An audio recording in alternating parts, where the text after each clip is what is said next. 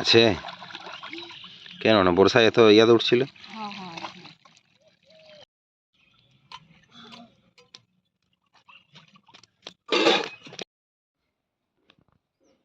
ওখানে কে রে? এই কোথায় আছিস তুই? টেবিলের তলায়। মোনা, মোনা, কি করছো ওখানে? আর একজন তো এই যে স্কুল নেই মানে বিশাল ব্যাপার, ঘুম থেকে ওঠা চলে না, তাই না?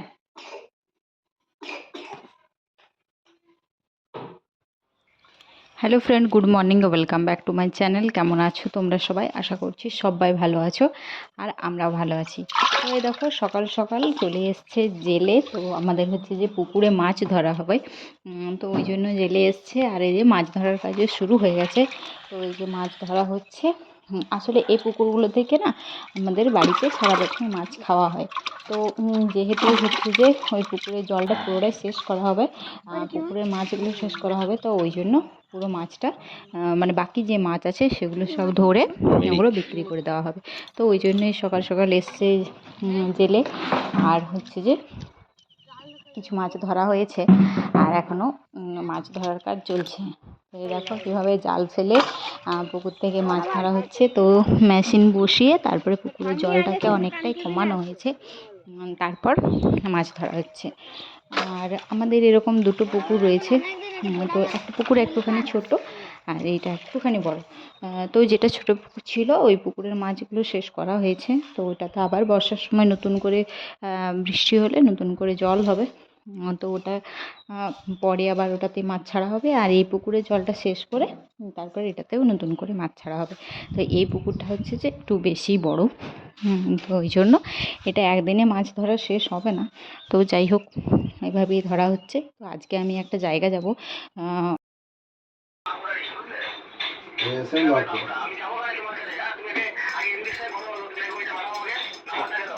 আচ্ছা স্পাইডার না আমার তো ফ্যাক্টরি গেল হয়, ফ্যাক্টরি কোম্পানির। আর পারলাম না কত এমএল জল নিচ্ছি। আর এইটাতে একটু জল ভরে দাও, মনে হচ্ছে ওই যে জলটি ভরে দিয়ে যাবে ওই জল আনি দি আছো আছো দিদি আছো দিদি আছো বলে দেখবে। হ্যাঁ না তুমি দেখো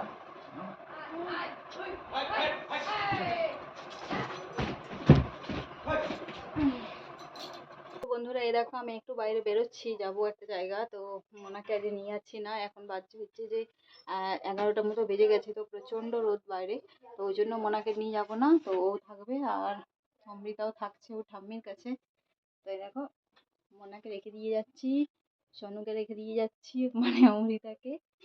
তো মনটা একটু খারাপ লাগছে। তো যাই হোক, এত রোদ্রে যাওয়ার থেকে বাড়িতে থাকা অনেক ভালো। আর হচ্ছে যে চলো ওকে ও ঠাম্মির কাছে দিয়ে দিই, তারপর আমরা বেরোবো।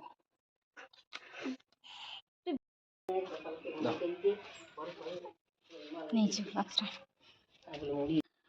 তো এই দেখো বন্ধুরা বেরিয়ে পড়েছি। আর এইখানে হচ্ছে যে অমৃতা খেলা করছে। তো ওকে বারণ করলাম এত রোদে থাকার জন্য, যে এত রোদে থাকিস না, শরীর খারাপ করবে। আর এই দেখো ও এখানে দাঁড়িয়ে আছে।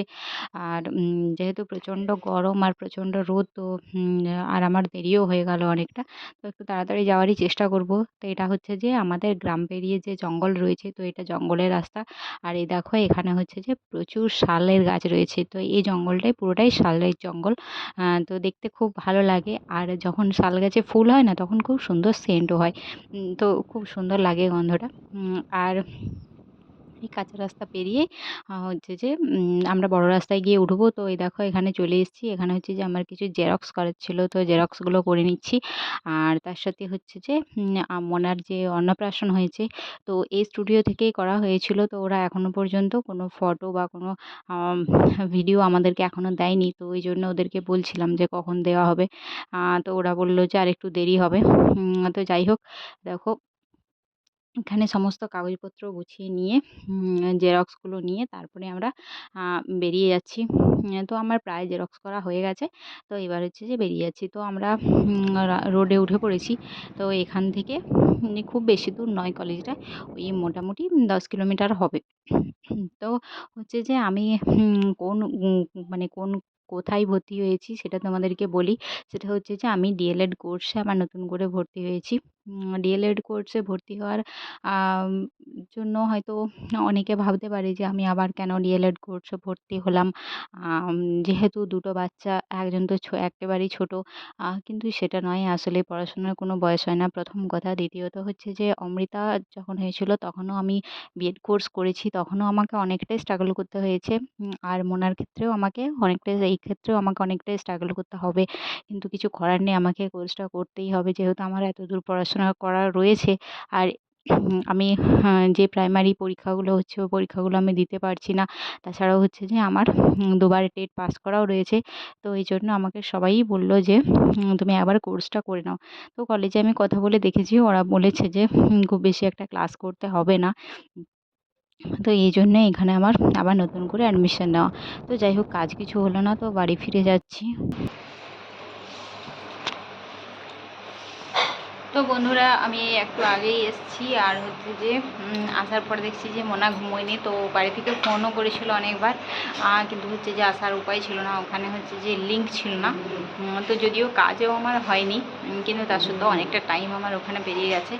আর হচ্ছে যে বাড়ি থেকে ফোন করছিল, মোনা খুব কান্না করছিল, ঘুমিয়েও নি, ওর যে মা ফোন করছিল অনেকবার করে। তারপরে এই জাস্ট বাড়ি এসেছি, এসে ওকে নিলাম। আর যে এখন খেলা করছে, আর এখনও খাওয়াও হয়নি। তো হচ্ছে যে এবার খাওয়া দাওয়া করবো, পড়ে যাবে মোনা, এবার খাওয়া দাওয়া করবো। তো চলো, ব্লগটা আজকের মতো এখানে এন্ড করছি। তোমাদের যদি ভালো লাগে তাহলে অবশ্যই চ্যানেলটাকে সাবস্ক্রাইব করে দিও, আর লাইক শেয়ার কমেন্ট অবশ্যই করো। তো চলো আজকের মতো, মোনা বলে দাও তো, টাটা।